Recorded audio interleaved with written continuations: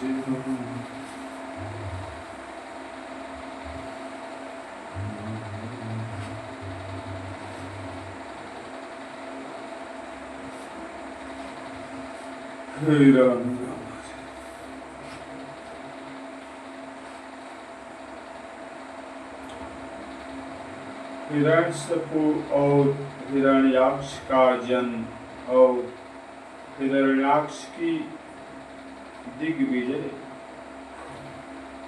श्री मैत्री जी ने कहा, विदुर जी, ब्रह्मा जी के कहने से अंधकार का कारण जानकर देवताओं की शंका निवृत्ति हो गई और फिर वे सब सर्वलोक को लौट आए। इधर दीप्ति को अपने पतिदेव के कथा अनुसार पुत्रों की ओर से उपद्रवाद की आशंका बनी रहती, इसलिए जब पूरे 100 वर्ष बीत गए तब उस साध्वी ने 2 यमज जुड़वे पुत्र उत्पन्न किए। उनके जन्म लेते समय स्वर्ग, पृथ्वी और अंतरिक्ष में अनेकों उत्पात होने लगे, जिनसे लोग भयभीत हो गए। जहाँ तहाँ पृथ्वी और पर्वत कांपने लगे, सब दिशाओं में दाह होने लगा, जगह जगह उल्कापात होने लगा, बिजलियां गिरने लगी और आकाश में अनिष्ट सूचक धूमकेतु उछल तारे दिखाई देने लगे। बार बार साए साए करती और बड़े बड़े वृक्षों को उखाड़ती हुई बड़ी विकट और असह्य वायु चलने लगी। उस समय आंधी उसकी सेना और उड़ती हुई धूल ध्वजा के समान जान पड़ती। बिजली जोर जोर से चमक कर मानो खिलखिला रही। घटनाओं ने ऐसा सघन रूप धारण किया कि सूर्य, चंद्र आदि ग्रहों के लुप्त होने से जाने से आकाश में गहरा अंधेरा छा गया। उस समय कहीं कुछ भी दिखाई नहीं देता था। समुद्र दुखी मनुष्यों की भांति कोलाहल करने लगा। उसमें ऊंची ऊंची तरंगें उठने लगी और उसके भीतर रहने वाले जीवों में बड़ी हलचल मच गई। नदियों तथा अन्य जलाशयों में भी बड़ी खलबली मच गई और उनके कमल सूख गए। सूर्य और चंद्रमा बार बार ग्रसे जाने लगे तथा उनके चारों ओर अमंगल सूचक मंडल बैठने लगे। बिना बादलों के ही गर्जने का शब्द होने लगा तथा गुफाओं में से रथ की घड़घड़ाहट सा शब्द निकलने लगा। गांवों में गीदड़ और उल्लुओं के भयानक शब्द के साथ ही सियारियां मुख से धड़कती हुई आग उगल कर बड़ा अमंगल शब्द करने लगी। जहाँ तहाँ कुत्ते अपनी गर्दन ऊपर उठाकर कभी गाने और कभी रोने के समान भांति भांति के शब्द करने लगे। विदुर जी झुंड के झुंड गधे अपने कठोर खुरों से पृथ्वी खोदते और रेतने का शब्द करते मतवाले होकर इधर उधर दौड़ने लगे। पक्षी गधों के शब्द से डरकर रूठे चिल्लाते अपने घोंसले से उड़ने लगे। अपनी खिड़की में बंधे हुए वन में चरते हुए गाय बैल आदि पशु डर के मारे मूलमत्र त्यागने। गौवे ऐसे डर गई कि डूबने पर उनके थनों से खून देव मूर्तियों की की आंखें से आंसू बहने लगे और आदि के बिना ही वृक्ष उखड़ उखड़ कर गिरने लगे। शनि राहु आदि क्रूर ग्रह प्रबल होकर चंद्र बृहस्पति आदि सौम्य ग्रहों तथा बहुत से नक्षत्रों को लांघकर वक्र गति से चलने लगे और आपस में युद्ध करने लगे। ऐसे ही और भी अनेकों भयंकर उत्पात देखकर संकाल के सिवा और सब जीव भयभीत हो गए तथा उन उत्पातों का मर्म न जानने के कारण उन्होंने यही समझा कि अब संसार का प्रलय होने वाला। वे दोनों आदि दैत्य जन्म के अनंतर शीघ्र ही अपने फौलाद के समान कठोर शरीरों से बढ़कर महान पर्वतों के सदृश हो गए तथा उनका पूर्व पराक्रम भी प्रकट हो गए। वे इतने ऊंचे थे कि उनके स्वर्णमय मुक्तों का अग्रभाग स्वर्ग को स्पर्श करता था और उनके विशाल शरीर से सारी दिशाएं आच्छादित हो जाती। उनकी भुजाओं से सोने के बाजूबंद चमचमा रहे थे। पृथ्वी पर जो भी एक एक कदम रखते थे उससे भूकंप होने लगता था और जब वे खड़े होते थे उनकी जगमगाती हुई चमकीली करनी से सुशोभित कमर अपने प्रकाश से सूर्य की भी मात करती थी। वे दोनों यमज थे। प्रजापति कश्यप जी ने उनका नामकरण किया। उनमें से जो उनके वेद से दिति के गर्भ में पहले स्थापित हुआ था उसका नाम हिरण्यकशिपु रखा था और जो दिति के उदर से पहले निकला वह हिरण्याक्ष के नाम से विख्यात है। हिरण्यकशिपु ब्रह्मा जी के बल से मृत्यु भय से मुक्त हो जाने के कारण बड़ा उदत हो गया था। उसने अपनी भुजाओं के बल से लोकपालों के सहित तीनों लोकों को अपने बस में कर लिया। वह अपने छोटे भाई हिरण्याक्ष को बहुत चाहता था और वह भी सदा अपने बड़े भाई का प्रिय कार्य करता रहता। एक दिन वह हिरण्याक्ष हाथ में गदा लिए युद्ध का अवसर ढूंढता हुआ स्वर्गलोक में जा पहुंचा। उसका वेग बड़ा असह्य था।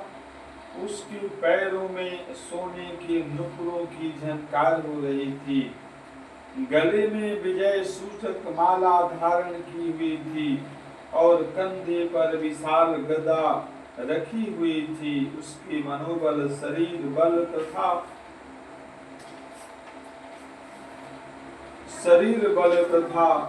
ब्रह्मा जी के वर ने उसे मतवाला कर रखा था। इसलिए वह सर्वथा निरंकुश और निर्भय हो रहा था। उसे देखकर देवता लोग डर के मारे वैसे ही जहां तहां छिप गए, जैसे गरुड़ के डर से सांप छिप जाते। जब दैत्यराज हिरण्याक्ष ने देखा कि मेरे तेज के सामने बड़े बड़े गर्वीले इंद्रादि देवता भी छिप गए हैं, तब उन्हें अपने सामने न देखकर वह बार बार भयंकर गर्जना करने लगा। फिर वह महाबली दैत्य वहां से लौटकर जल क्रीड़ा करने के लिए मतवाले हाथी के समान गहरे समुद्र में घुस गया, जिसमें लहरों की बड़ी भयंकर गर्जना हो रही थी। ज्यों ही उसने समुद्र में पैर रखा कि डर के मारे वरुण के सैनिक जलचर जीव हकबक हो गए और किसी प्रकार की छेड़छाड़ न करने पर भी वे उसकी धाक से ही घबरा कर बहुत दूर भागे। महाबली हिरण्याक्ष अनेक वर्षों तक समुद्र में ही घूमता और सामने किसी प्रतिपक्षी को न पाकर बार बार वायु वेग से उठती हुई उसकी प्रचंड तरंगों पर ही अपनी लोहमयी गदा को आजमाता रहा। इस प्रकार घूमते घूमते वह वरुण की राजधानी विभावपुरी में जा पहुंचा। वहां पाताल लोक के स्वामी जलचरों के अधिपति वरुण जी को देखकर उसने उनकी हंसी उड़ाते हुए नीच मनुष्य की भांति प्रणाम किया और कुछ मुस्कुराते हुए व्यंग से कहा, महाराज मुझे युद्ध की भिक्षा दीजिए। प्रभु आप तो लोकपाल राजा और बड़े कीर्तिशाली हैं। जो लोग अपने को बाका वीर समझते थे उनकी वीर मद को भी आप चूर्ण कर चुके और पहले एक बार आपने संसार के समस्त दैत्य दानवों को जीतकर राज सूर्य यज्ञ भी किया था। उस मदोमंत शत्रु के इस प्रकार बहुत उपहास करने से भगवान वरुण को क्रोध तो बहुत आया, किंतु अपने बुद्धिबल से वे उसे पी गए और बदले में उससे कहा, भाई हमें तो अविवाद का कोई चाव नहीं रह गया। भगवान पुराण पुरुष के सिवा हमें और कोई ऐसा दिखता भी नहीं जो तुम जैसे रण कुशल वीरों को युद्ध में संतुष्ट कर सके। दैत्यराज तुम उन्हीं के पास जाओ, वे ही तुम्हारी कामना पूरी करेंगे। तुम जैसे वीर उन्हीं का गुणगान किया करते हैं, वे बड़े वीर हैं। उनके पास पहुंचते ही तुम्हारी सारी चेकी पूरी हो जाएगी और तुम कुत्तों से घिर कर वीर सैया पर शयन करोगे। वे तुम जैसे दुष्टों को मारने और सत्पुरुषों पर कृपा करने के लिए अनेक प्रकार के रूप धारण किया करते हैं। राम राम राम हरि हरि। मंगल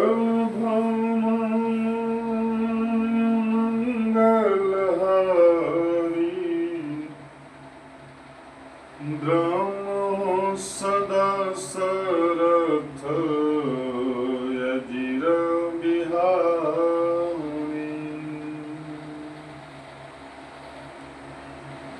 मंगल मन मंगलहारी द्रम सदा सरथ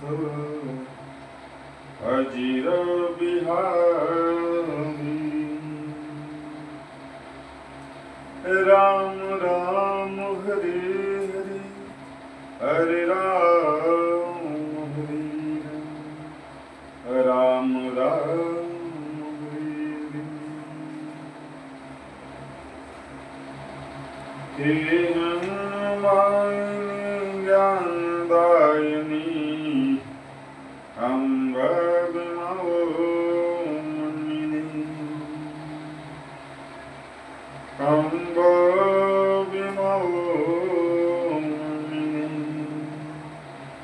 जन्मूल बनाए भारत वह कमरे अम्ब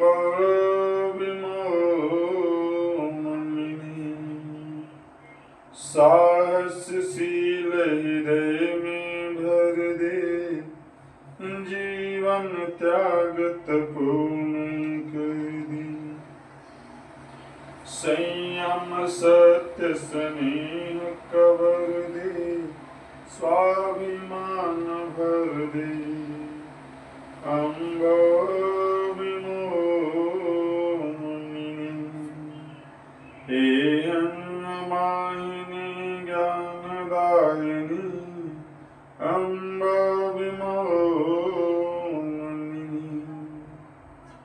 लोक सुदुग प्रहलाद बने हम मानवता का त्रास हरि। सीमा नामिनी दुर्गा माँ फिर घर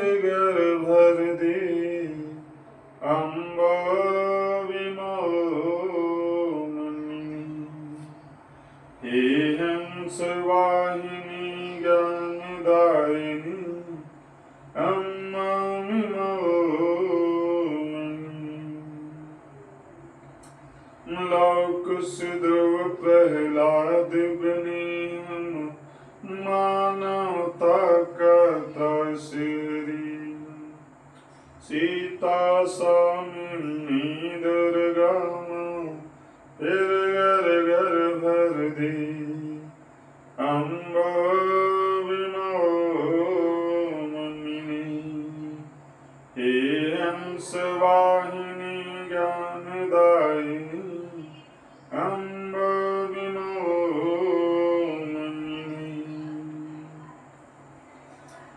ॐ भूर्भुवः स्वः तत्सवितुर्वरेण्यं भर्गो देवस्य धीमहि धियो यो न प्रचोदयात्। उस प्राण स्वरूप दुख नाशक सुख स्वरूप श्रेष्ठ यशस्वी पाप नाशक दिव्य स्वरूप परमात्मा को हम अंतरात्मा में धारण करे, वह हमारी बुद्धि को सन्मार्ग में प्रेरित। ओम देव शांति शांतिरच पृथ्वी शांतिरपाः शांतिरोषधय वनस्पति शांतिर्षिदिवो शांति ब्रह्म शांति सर्वः शांति शांतिरेव ईश्वमा। ओम शांति शांति। दिलों कांति चौ पृथ्वी सभी शांति एवं कल्याण देने वाली हो। सभी जल औषधियाँ और वनस्पतियाँ हमें सुख शांति प्रदान करें। सभी देवता परम परमेश्वर और सभी समृद्ध रूप में शांति देने वाली आदि भौतिक दैविक और आध्यात्मिक सभी प्रकार की शांति और वह शांति हमें सदैव राम राम हरे हरे